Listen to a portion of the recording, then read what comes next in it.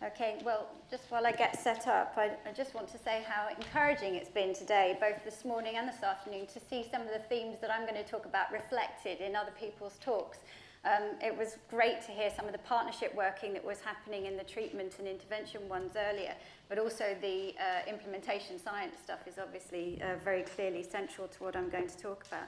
So as Karen says, I'm a psychologist by background. But I also work in evidence synthesis and thinking about building resources for decision makers. Evidence synthesis and systematic reviews, as probably we all know, are powerful drivers of changes in policy and practice. And so we need to think about the ways to make best use of those. And as part of that, I run one of the mental health Cochrane groups. There are 5 of them, and ours is one. So just a bit of context around why mental health is so important.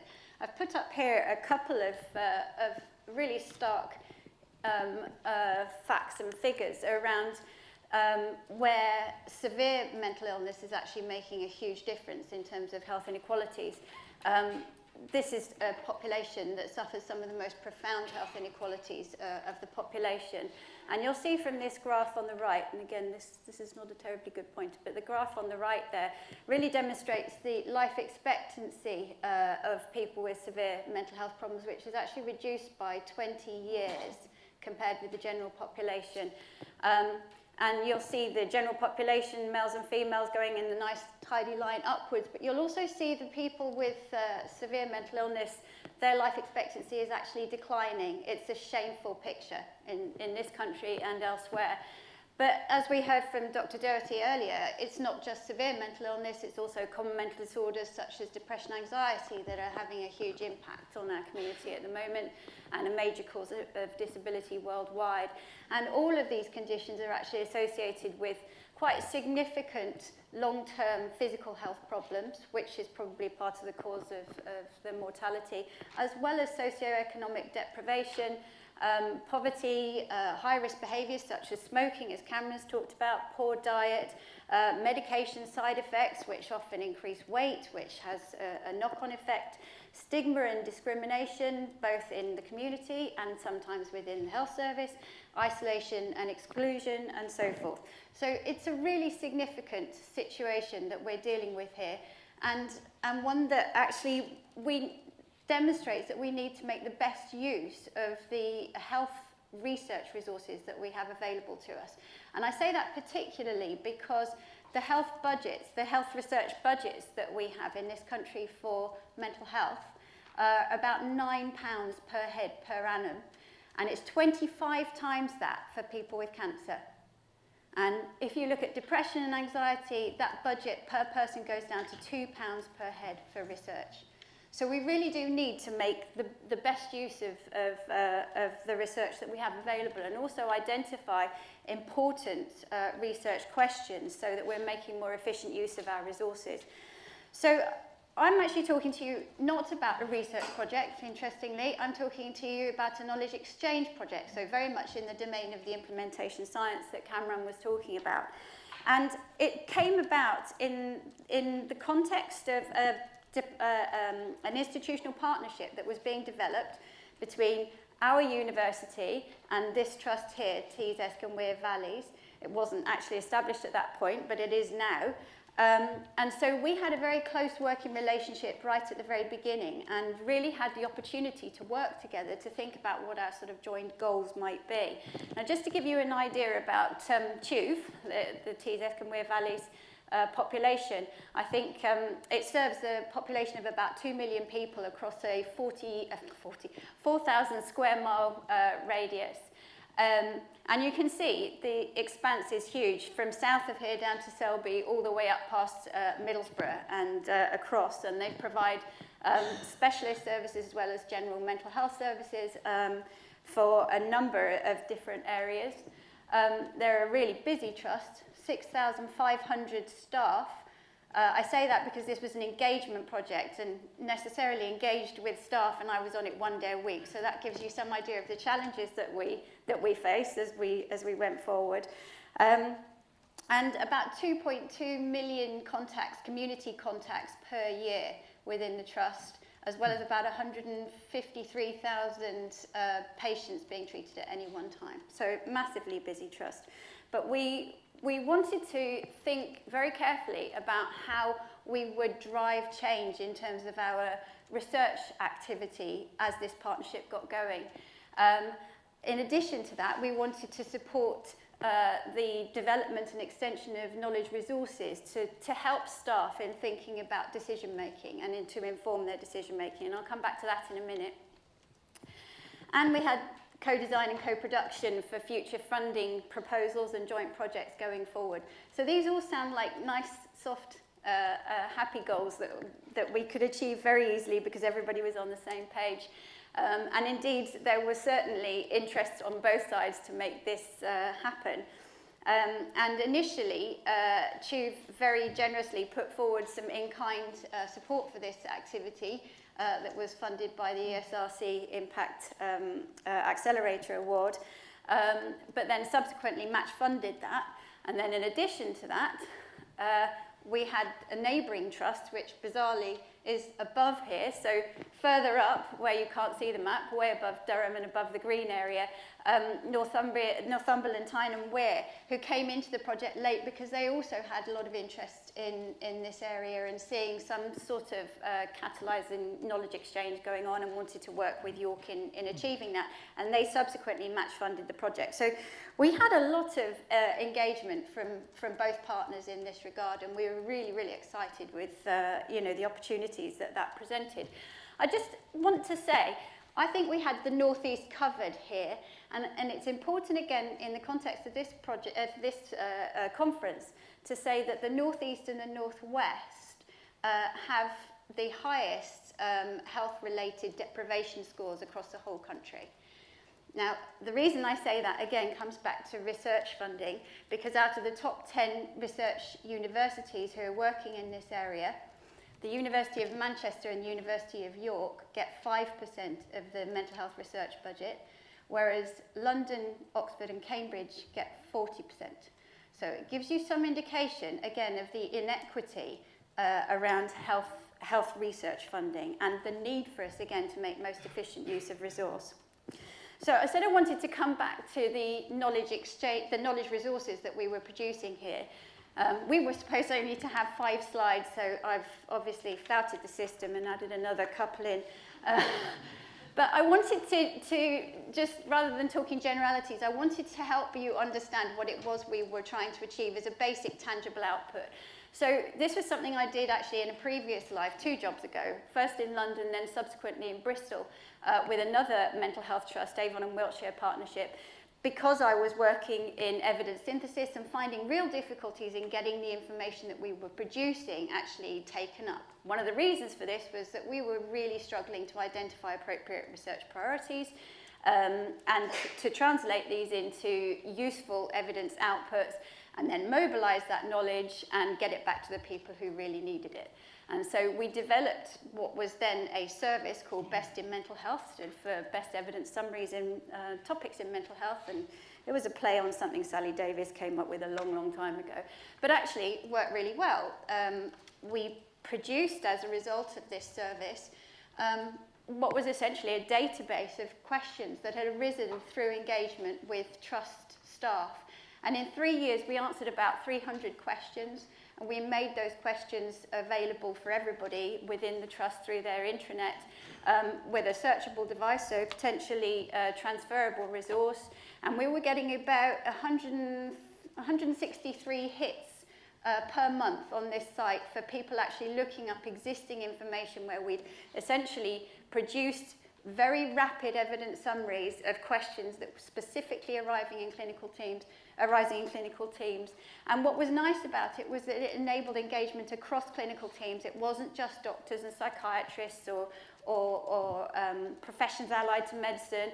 It included managers. So people were actually driving questions through patient care, which was fantastic and resulted in real differences in how patients were actually managed and in service design and management going forward. I think we were very happy because we got nominated for an HSJ award, and we were finalists in that. We didn't win it, nevertheless, but we were very happy with the outcome and the engagement that we had from staff. And we supported that actually with some evidence-based practice type engagement workshops. So we help people with critical appraisal, we help them to understand how to use the service and so forth. Now, I'm going on to the challenges first, but I don't want to get too bogged down in these, but I do want you to understand some of the issues, and I think they've been raised by Sanjoy and Cameron already. So what we were trying to do is on the left-hand side there, and of course we were very weighed down, I think, by working across 2 trusts. Just the geographical region alone was phenomenal, but actually it was a real exercise in trying to demonstrate the differences between the 2 trusts, but also the similarities, and trying to understand how the trusts worked, what their priorities were, where there was overlap, and so forth. And that took a lot of time, and really demonstrates that sometimes when you set out to do one thing, you end up finding out that, you know, your time and your energies are being used to do quite another. Not necessarily useless, but nevertheless very, very time-consuming and resource-intensive. But we persevered, and I think one of the main things, and Joe Riley, the R&D director from TUV, is in the audience. He I think will back me up that we have between us found ways of improving trust mechanisms, both to identify and create and use research evidence, and that's an ongoing feature. We've developed a whole set of accessible critical appraisal resources really to help staff think about this. So I talked about the sorts of things we did in Avon and Wiltshire in the past. We managed to access 300 staff members in that. These are online resources, so these can essentially go out to about 12,000 staff members and maybe even beyond that. So, and they're interactive, so there's a quiz associated with them and so on. So we've really moved into the 21st century with that. I think there's been quite a lot of restructuring within the trust to think about how to best enhance library information services so that we as a group can work more effectively with them in the university, but also so that R&D can work more effectively with them to ensure that they're promoting the right kind of things within the trust. We've increased engagement within across the staff, healthcare practitioners and so on, and we've managed through some of that to broker new relationships, not just with the usual suspects within the university, but actually with other departments as well, and to really make best use of the skills that we've got here. I think we've identified a number of high priority topics, both for evidence synthesis and for primary research, and some of that has actually resulted in some joint projects, some of which are complete and some of them ongoing, and funding proposals and continued co-production work. And we're beginning to establish a college of systematic reviewers across the trust who can work more closely with our Cochrane group. I think we've consolidated our partnership through doing this, and we've also enhanced collaboration with another trust, which has been fantastic and a real boost to us. And that's really evidenced by the fact that we've got sustained partnership going forward to progress the project. So what did we learn? I'm going to quickly whiz through this. It's complicated. What we knew already was that these sorts of activities, research generation, research use, and research implementation are non-linear. They don't just take place in a bubble. So this is the space we were working in, NHS and social care, and you can see where on the cycle we thought we were making a difference, but of course we can't forget that there are all these other players involved as well. And they have legitimate cause to be involved, and sometimes that cuts across the sorts of things that you're doing. And can kind of undermine some of those activities. And let's not forget that, you know, this is a moving target and things happen and change over time. And before you know it, everybody's talking to everybody else, but they're not sharing that information. And the people that get lost in the middle are the local communities that you're trying to serve. So what's our take-home message from this? What did we actually learn? I think the first thing was that you need to manage expectations and be very clear about the things you can and you can't do as part of this kind of project. You need to develop a shared understanding with your partners about what it is you're trying to achieve, and that isn't set in stone. That moves all the time throughout the knowledge translation process. You need to be very flexible, and you need to make changes as you're going along with these things, even if it's not what you planned in the first place. And you need to involve other people. This isn't just a sort of cliquey approach to getting things done. Sometimes you've actually got to recognise that there may be other agencies that need to make a contribution here. So just thinking about impacts going forward, we want to continue to expand this service internally. We'd really ideally like to see it available to patients, but that's a ways off, I think. And we want to continue to improve these knowledge exchange links between the trusts and the university, and we're doing that. We could potentially open the project up as a searchable resource to other mental health trusts across the country, maybe even non-mental health care, but that has its own problems.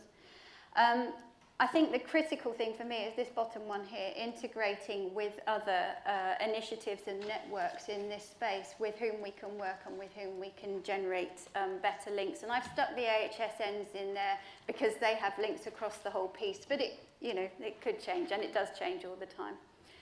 And then I think, our final goal might be to think about how evidence actually informs commissioning, because at the moment, believe it or not, CCGs and commissioners are under no obligation to use evidence in making their commissioning decisions, nor indeed to evaluate and monitor the decisions they've made in terms of the services they've commissioned. And I would really like to see a change in that, particularly in mental health.